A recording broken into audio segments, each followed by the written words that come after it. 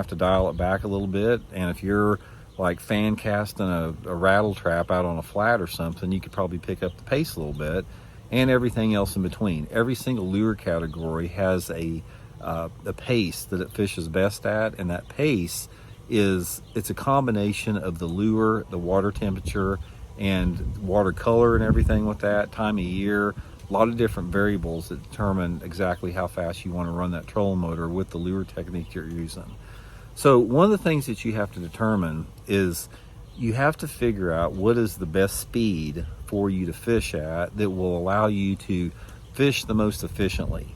In other words, you don't ever want to run the trolling motor too fast, because you're going to lose your efficiency. You don't want to slop through an area. You want to make sure that your casting presentation and the casts that you make are exactly how many you need to make at the right speed of it.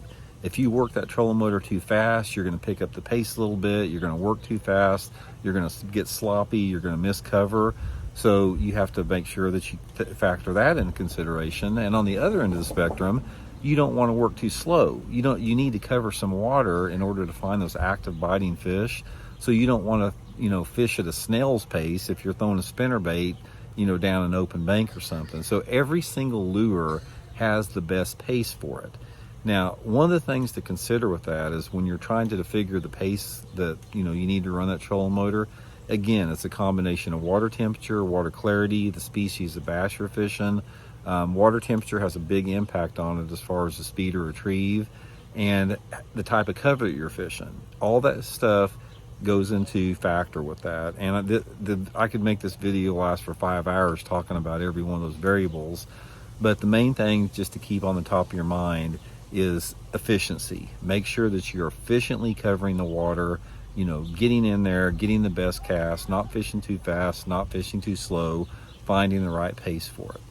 Another thing that's going to help you out is stop or try to avoid going your trolling motor on and off. As far as the button on there, the on and off button, try to avoid being on and off, on and off, on and off. One of the things that I have heard from divers is that it's not necessarily the trolling motor that spooks the bass if the trolling motor's running, but it's that on and off noise that the trolling motor makes, that zzz, zzz. So try to dial your trolling motor back to the speed where you can leave it on and not go too fast. So a lot of times this may be dialing it back a little bit slower, and the speed that you're fishing at, like on most dials it's labeled 1 through 10. Again, it has to do with the wind speed, the wind direction, and the current will determine how fast that you want to work with that.